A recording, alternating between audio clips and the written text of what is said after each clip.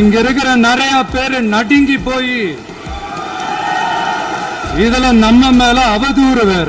எதையும் ஆதாரத்தோடு எதையும் பேசுங்க. இங்க இன்னைக்கு சட்டம் ஒழுங்கை பத்தி கேள்வி கேட்க கூடாது அப்படின்னா தாராளமா கேட்கலாம். இது ஜனநாயக அரசு, மன்னராட்சி எல்லாம் கிடையாது, மனசாட்சி உள்ள மக்கள் ஆட்சி. அதனால கேள்வி கேட்கலாம், எல்லாருக்கும் எல்லா உரிமையும் உண்டு. விமர்சனம் செய்யலாம், எல்லாருக்கும் எல்லா உரிமையும் உண்டு. ஆனா நம்ம ஆட்சியில் என்ன நடவடிக்கைகள் எடுத்திருக்கோன்றது தெரிஞ்சுக்கிட்டு அதுக்கு ஏற்ற மாதிரி ஒரு நடுநிலையா பேசுனீங்கன்னா கொஞ்சம் நல்லா இருக்கும். சட்டம் ஒழுங்கை பத்தி யாருக்கு என்ன யோசனை இருந்தாலும், மக்கள் நலனுக்காக யாருக்கு என்ன யோசனை இருந்தாலும் அதை தாராளமாக சொல்லலாம். நம்ம அரசு அது காது கொடுத்து கேட்கும். ஆனா நம்ம அரசனுடைய நிர்வாகத்திறன் அதை பத்தி பேசுறவங்களுக்கு இந்த ஊரடிச்சு உலையில போட்டு ஊழல் மேல ஊழலா செஞ்சுக்கிட்டு அதுல இருந்து தப்பிக்கிறதுக்கு பேர் தான் நிர்வாகத்திறன் அப்படின்னு சொன்னா, அப்படிப்பட்ட ஒரு ஊழல் செய்யற நிர்வாகத்திறனை நம்ம அரசு ஒரு நாளும் செய்யாது. பொட்டி பெட்டியா பணத்தை வச்சுக்கிட்டு, பெட்டியை வச்சு எல்லாம் செஞ்சுக்கிட்டு, போதைப் பொருள் பாதுகாவல் கழக மாடல் அரசாங்கம் செஞ்ச ஒவ்வொரு ஊழலா வெளியில வந்துகிட்டு இருக்கு. டாஸ்மாக்ல அது என்னப்பா அது பேரு, பார்ட்டி ஃபண்ட் கட்சி நிதி அப்படின்ற பேர்ல அடிச்ச கொள்ளையெல்லாம் ஒண்ணு இப்போ கவர்மெண்டோட கஜானாவுக்குள்ள கொண்டு சேர்த்துக்கிட்டே இருக்கிறோம்.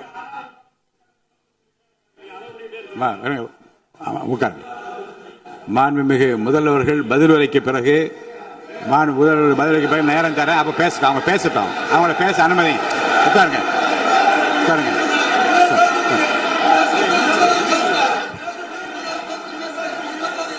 மாண்புமிகு அலோவ் பண்றேன் உட்காருங்க. மாண்பு உறுப்பினர்கள் நீங்க இங்க உட்காருங்க, அமைதியா உட்காரு. நீங்க எல்லாம் உட்காருங்க. உட்காருங்க உட்காருங்க. மாண்புமிகு நீங்க எல்லாரும் உட்காருங்க. அமைதியா உட்காருங்க.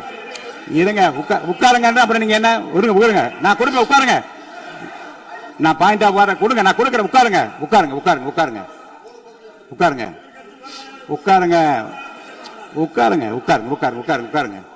நீங்க உட்காருங்க. நேற்று நான் பேசும்போது சில அமைச்சர்கள் குறுக்கிட்டு பேசினாங்க, அதற்கு நீங்க அனுமதி கொடுத்தீங்க. அது மாதிரி இன்னைக்கு முதலமைச்சர் பேசும்போது சில வார்த்தைகள், தவறான வார்த்தைகள் பேசுறாரு. அவர் பார்ட்டி ஃபண்ட் அப்படின்னு சொல்லியிருக்கிறாரு. அவர் அமைச்சர் அந்த பார்ட்டி ஃபண்ட் எந்த பார்ட்டின்னு கூட சொல்ல தைரியம் இருந்தா சொல்லுங்க, நாங்க அதெல்லாம் ஃபேஸ் பண்ண தயாரா இருக்கோம். எதையும் ஆதாரத்தோடு எதையும் பேசுங்க. இங்க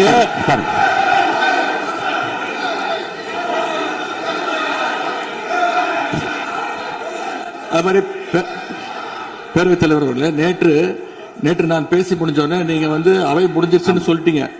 நாங்கெல்லாம் வீட்டுக்கு போயிட்டோம். வீட்டுக்கு போய் டிவி போட்டு பார்த்தா அங்க இன்னொரு அமைச்சர் இன்னும் பதில் சொல்லிட்டே இருந்திருக்கிறாரு. அதற்கெல்லாம் நாங்க இப்ப என்ன பதில் இது, என்ன மரபு இது? நீங்க இப்ப பேசிக்கிட்டே இருப்பீங்களா, நாங்க பாத்துக்கிட்டே இருக்கணுமா?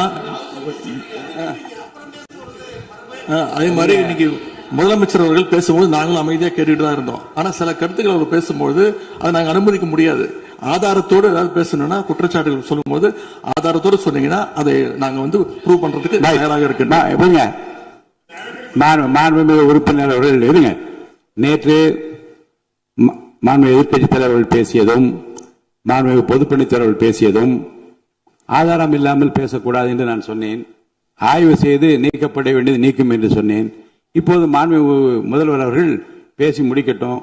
நீங்கள் கூறிய கருத்துப்படி அதில் ஆதாரங்கள் இல்லாத குறிப்பாக இருந்தால் அதை நீக்குவதற்குரிய உரிமை எனக்கு இருக்கிறது. ஆய்வு செய்து நான் நடவடிக்கை எடுப்பேன். இப்போது மாண்பு முதலமைச்சர் அவர்கள் பேசலாம்.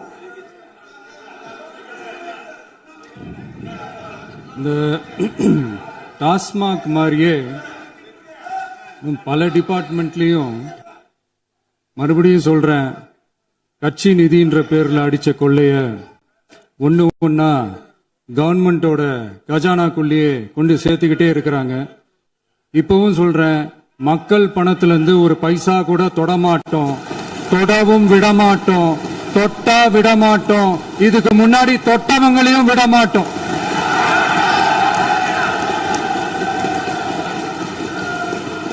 ஒவ்வொரு ஊழலா வெளியில வரும் போலயே ஒவ்வொரு வேஷமா கலைஞ்சிரும் போல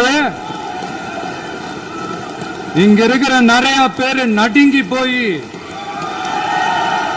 இதுல நம்ம மேல அவதூறு வேற. இப்ப புதுசா ஒரு வெப்பன் ஒண்ணு கொண்டு வந்திருக்காங்க. அது என்ன தெரியுமா? அவங்க தயவால தான் நம்ம ஆட்சி நடக்குதாம். மக்கள் தயவால இந்த ஆட்சி நடந்துகிட்டு இருக்கு.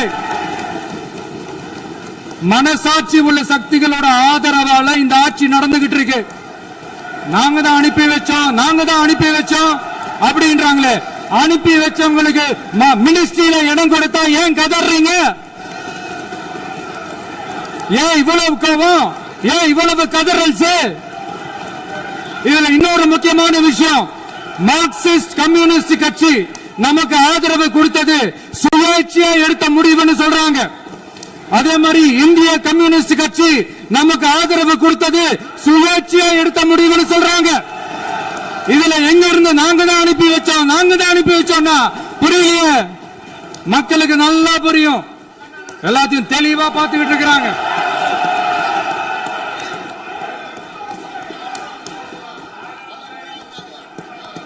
முதலமைச்சர் கண்டினியூ பண்ணலாம். மாண்பு முதலமைச்சர்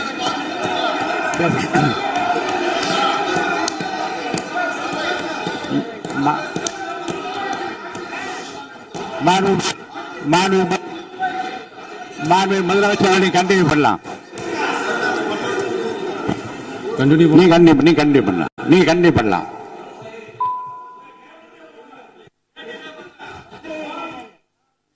இந்த சமூக நீதி அரசுன்னு சொல்றவங்களை பார்த்து கேட்கிறேன், நம்ம பட்டியலின சகோதரர்களுக்கு எத்தனை அமைச்சர் பதவி கொடுத்தீங்கன்னு கொஞ்சம் சொல்ல முடியுமா? ஆனா நம்மளுடைய அரசுல 8 அமைச்சர் பதவிகள் யாருக்கு? நம்ம பட்டியலின சகோதரர்களுக்கு. எல்லாம் நம்ம அண்ணன், நம்ம தம்பி, நம்ம தங்கச்சிங்க. அண்ணல் அம்பேத்கர் அவர்களுடைய கிட்டத்தட்ட 100 ஆண்டு கால கனவு இப்ப நிறைவேறி இருக்கு. நான் ஏன் கொஞ்சம் சவுண்டா பேசுறேன் அப்படின்னா அவங்களுக்கு கேட்கணுன்றதுக்காக தப்பா எடுத்துக்காது. அதே மாதிரி பெண்களோட பாதுகாவலர் நாங்க தான் அப்படின்னு சொல்லிக்கிறவங்களை கேட்கிறேன், எத்தனை பெண்களுக்கு அமைச்சர் பதவியில இடம் கொடுத்தீங்க கொஞ்சம் சொல்ல முடியுமா? எங்க அரசுல 4 சகோதரிகளுக்கு அமைச்சர் பதவி கொடுத்திருக்கிறோம்.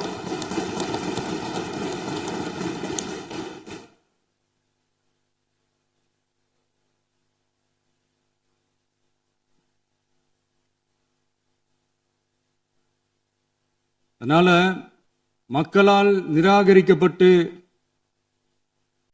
மக்களால் அகற்றப்பட்டவங்களுக்கு ஒண்ணு சொல்லிக்கிறோம், தப்பே செய்ய மாட்டோம், ஊழலே செய்ய மாட்டோம், நேர்மையா தான் இருப்போம், நியாயமா தான் இருப்போம் அப்படின்னு சொல்றவங்களால மட்டும்தான் கூட்டணி ஆட்சி அமைக்க முன்வரும்.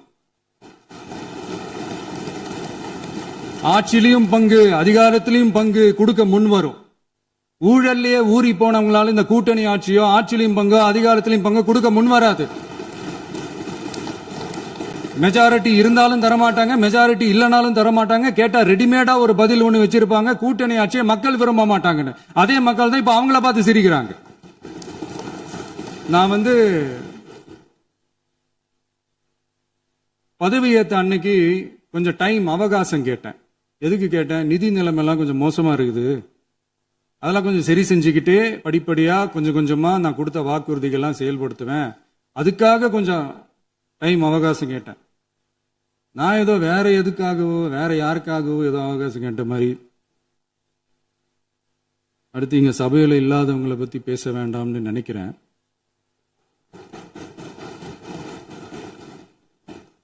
இங்க நம்மளை பத்தி அவதூறு பரப்புறதோட மட்டும் இல்லாம இப்ப நம்ம மக்கள் மேலேயும் அவதூறு பரப்ப ஆரம்பிச்சுட்டாங்க. மக்கள் நமக்கு ஓட்டு போட்டது தப்பான், குடும்பமா நமக்கு ஆதரிச்சது தப்பான். இது இப்ப இல்ல, நான் சொல்றது எம்ஜிஆர் அவர்கள் காலத்திலிருந்தே. அப்பவே அவர் ஜெயிச்சப்போ அதே மக்களை தப்பா பேசுறது. மக்கள் என்ன பண்ணிட்டாங்க, எம்ஜிஆர் என்ன பண்ணிட்டாரு, எம்ஜிஆர் என்ன இது பண்ணிட்டாரு. 50 வருஷமா ஒரே டெக்னிக்கா.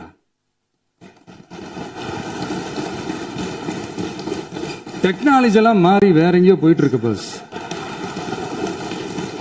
இதுல கொஞ்சம் டெக்னிக்காச்சும் கொஞ்சம் மாத்தினா கொஞ்சம் நல்லா இருக்கும். அதனால மக்களுக்கு யூஸ்ஃபுல்லா இருக்கிற மாதிரி இந்த ஆக்கப்பூர்வமான கருத்துக்களோ ஆக்கப்பூர்வமான யோசனைகளோ இருந்தா சொல்லுங்க. அதை நாங்க டெஃபரெண்டா எடுத்துக்கிறோம். ஆனா அதை விட்டுட்டு இந்த நக்கலு நையாண்டி சம்பந்தம் இல்லாத பேச்சு இதெல்லாம் பேசிட்டு அப்புறம் முதல்வர் பதில் சொல்லல, முதல்வருக்கு பதில் சொல்ல தெரியல அப்படின்னா அப்புறம் என்ன சோஃபா மாடல் ஆட்சியா? அது என்னன்னு புரியறதுக்கு எனக்கு ரொம்ப நாள் ஆச்சு. இந்த sofa set, table chair, teapoy, furniture பிசினஸ்லாம் வேற எங்க வெளியில போய் பண்ண சொல்லுங்க. அப்படி அந்த பிசினஸ் தான் பண்ணணும்னா நிறைய பிசினஸ் பண்ற மாதிரி வெளியில போய் பண்ண சொல்லுங்க. இங்க சட்டசபைக்குள்ள வேணாம்.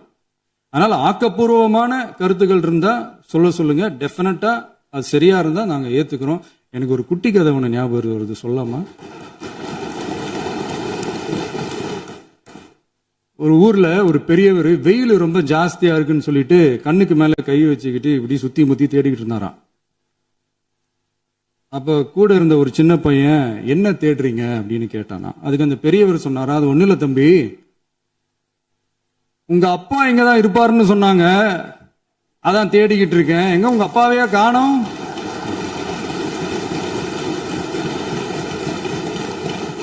இல்ல அந்த எங்களுக்கும் நக்கலா நையாண்டியா சம்பந்தம் இல்லாத குட்டி கதை இதெல்லாம் எங்களுக்கும் பேச தெரியும். அந்த கதையில பெரியவர் அப்படி சொன்னாராம், தப்பா எடுத்துக்காதீங்க. அந்த கதையில பெரியவர் அப்படி கேட்டாராம். அதனால யாரும் இங்க டென்ஷன் ஆக வேணாம். அதனால இன்னொரு இந்த என்னுடைய உரையை முடிக்கிறதுக்கு முன்னாடி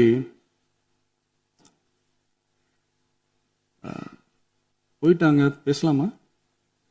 நிறைய உங்க கருத்துக்களை நீங்க முழுமையாக மன நிறைவோடு பேசலாம். டிவியில பார்த்தோம். சரி, அதான் 5 நிமிஷம் பேசுனதுக்கே கொலை தூரி இந்த ஆட்டம் அடிச்சு பேசுனா அப்புறம் என்ன பண்றது?